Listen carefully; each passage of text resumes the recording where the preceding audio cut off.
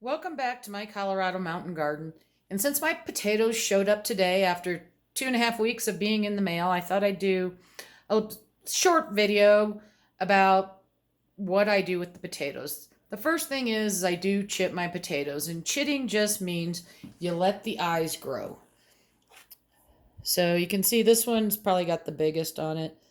Um, it is still too cool out, especially with the big snows that we got here in Bailey, to really plant them out yet. My soil is not warm enough in the troughs. It actually, most of the snow just finally melted off of them. So these will probably go out the end of April, first part of May. So chitting just gets the process of them growing started early.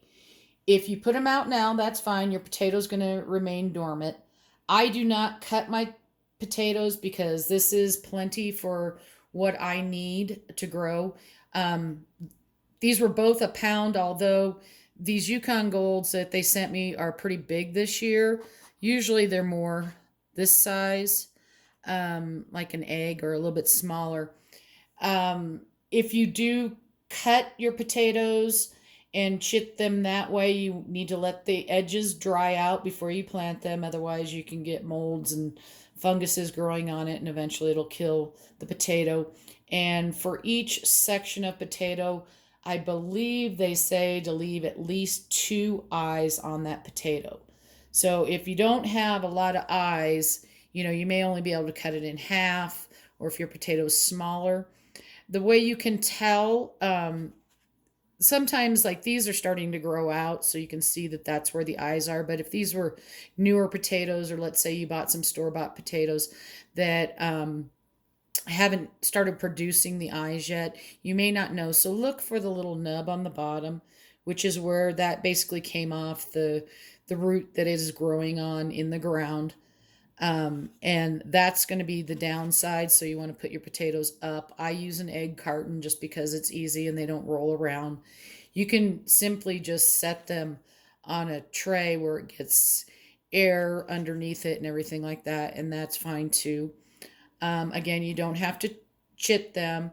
I plant all of mine whole. The Yukon Gold is a determinate potato. If you're new to potatoes, you may want to try a determinate variety first, because you don't have to do the hilling and things like that you have to do with an indeterminate, which this year I'm doing German butterball instead of the fingerlings. And so basically you're going to plant this down. I plant mine about 4 inches down after they're chitted. And then for the Yukon Golds, after they're set 4 inches down, and I cover the top with straw to keep the moisture in. And these potatoes grow closer to the surface. So as the plant matures and the leaves start dying back, those potatoes can kind of be sticking out even a little bit out of the soil. And if the sun hits them, then they turn green, and you don't want to eat the green part of the potato.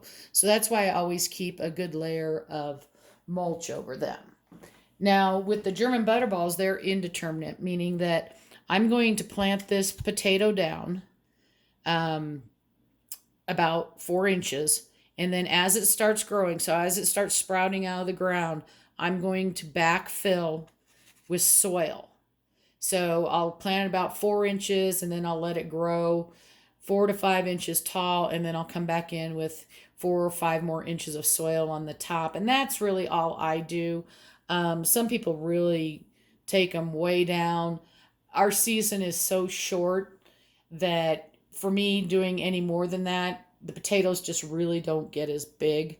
So again, 4 inches down, let them grow, then fill in with 4 inches of soil, and then you let them grow. And again, once I have that final cap of soil, I will mulch the top. Although, if these go out and it still looks like it's going to be cool, I may still put a little bit of uh, straw over the top just to keep them protected and keep that moisture into the ground until they really start growing. And then I got to pull the straw off to add my soil, but then I'll add it back. Let's see, what else can I tell you about potatoes? Potatoes are a pretty easy crop to grow. I grew them at my conifer mountain house in really large beds outside. I didn't have any fencing up. We had underneath the beds there, we did have screening so that the voles and stuff didn't come through. If it's a drought year, the deer and the elk will come in and bite the plant tops. They usually don't eat them though, but you don't want them to come in and mow it down because you need those leaves in order to produce the potatoes. So you may want to protect it from deer and elk. Pretty much, except for voles, deer, and elk, the critters leave them alone. The chipmunks don't really like them. They don't chew on the leaves at all because the leaves are actually poisonous. I was at almost 10,000 feet there and I got an awesome crop of potatoes. Back then, I was cutting my potatoes just to make it so I had more bang for my buck, so I didn't have to buy as many potatoes. This is 1 pound. These are pretty light. This is also 1 pound, although when I weighed them, it was almost 2 pounds. And my guess is that's because they threw in some of these bigger ones here. Uh, I know potatoes are a little hard to come by this year if you're buying them from the nurseries and stuff like that. You can grow potatoes from the store. Uh, if it's not an organic variety, it has probably been sprayed with an inhibitor that keeps it from sprouting. Washing it off is not going to do any good, so don't even bother washing them off. It's better actually not to wash your potatoes. You're just going to have to let it grow. If or buy organic. Organic is not sprayed with an inhibitor, so if you're going to chit your potatoes, you'll start seeing an organic one chit faster than something that is just a regular potato at the grocery store. All will grow fine. There's more varieties out there at the nurseries and stuff like that than there are in your grocery store. I love these German butterballs. When they say they're buttery flavored, that yes they are, and they're just great. A great overall potato. Making mashed potatoes, just eating it as a baked potato, a fried potato, and of course everybody knows about the Yukon Golds.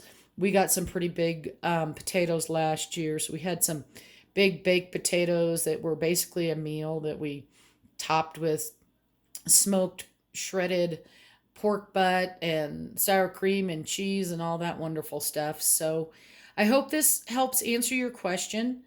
If you have any more for me, please list them down below. If you're on my local Facebook page, you can always ask me there. Happy gardening.